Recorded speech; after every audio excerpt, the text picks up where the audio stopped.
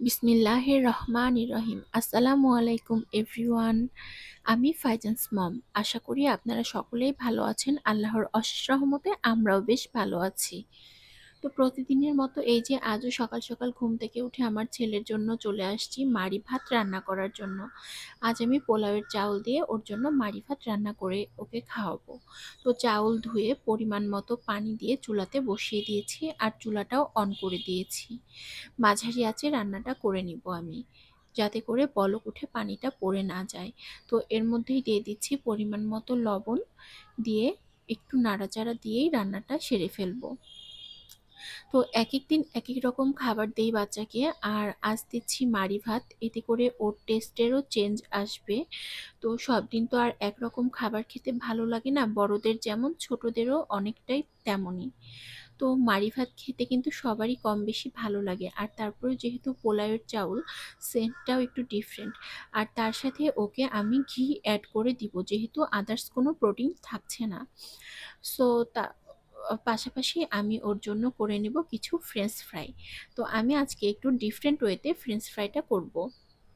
এর মধ্যে ভাতের পানিটাও ফুটে গেছে, আর ভাতের চালটাও আধা সেদ্ধ হয়ে আসছে। তো এই যে আমি আলুগুলো কেটে পানিতে ভিজিয়ে নিয়েছি ধুয়ে নেওয়ার জন্য। তো এই যে ধুয়ে নিচ্ছি, নিয়ে আর কি ওর জন্য রেডি করে ফেলবো। তো দেখুন ভাতে পুরোপুরিভাবে বলক চলে আসছে, এর মধ্যে আমি একটু নাড়াচাড়া করে রান্নাটা করে নেব। আর এই যে আলুর মধ্যে দিয়ে দিচ্ছি পরিমাণ মতো লবণ, অল্প একটু হলুদ গুঁড়ো, আর তার সাথে সামান্য একটু মরিচ গুঁড়া।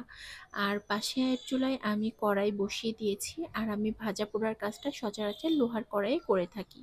তো তেলটাও গরম হয়ে গেছে, তার মধ্যে আলুগুলো একে একে ছেড়ে দিচ্ছি। এভাবে সবগুলো আলু ছেড়ে দিয়ে আমি আস্তে আস্তে অল্প জালে ভেজে নিব, যাতে করে ফ্রেঞ্চ ফ্রাইটা ক্রিস্পি হয়ে থাকে, এই আর কি। তো এই যে এপাশে ভাত, মাড়ি ভাতটাও হয়ে আসছে, আর পাশের চুলাতে ফ্রেঞ্চ ফ্রাইটাও হয়ে যাচ্ছে। তো দেখুন, মা হলে মানুষ মনে হয় সব কিছুই করতে পারে, সবভাবে প্রেশার নিতে পারে। তো আমি এই যে দুই হাতে দুই চুলায় দুই রকমের রান্না করছি, এক চুলায় মাড়ি ভাত আর এক চুলায় ফ্রেঞ্চ ফ্রাই। যদিও কাজটা একটু প্রেশারেবল, কারণ দুই হাত একভাবে চলে না মানুষের। আমি আর কি অভ্যস্ত না, তারপরও কিছু সময় আছে যখন আমাকে পারতে হয় আর কি। তো এই যে ভাতটাও নেড়েচেড়ে হয়ে আসছে প্রায়। তো আর পাশে হচ্ছে আলু ভাজাটাও হয়ে গেছে, ফ্রেঞ্চ ফ্রাইটা হয়ে গেছে। তো এই যে তুলে নিচ্ছি, খুব সুন্দর একটা কালার আসছে। আমার ছেলে তো ঘর থেকেই ঘ্রাণ পেয়ে চলে আসছে যে মা চিসি দাও। ও বলতে পারে না যে মা চিপস দাও, ও বলে মা চিসি দাও। তো দিয়েছিলাম, সেগুলো শেষ করে আবার আসছে মা দাও।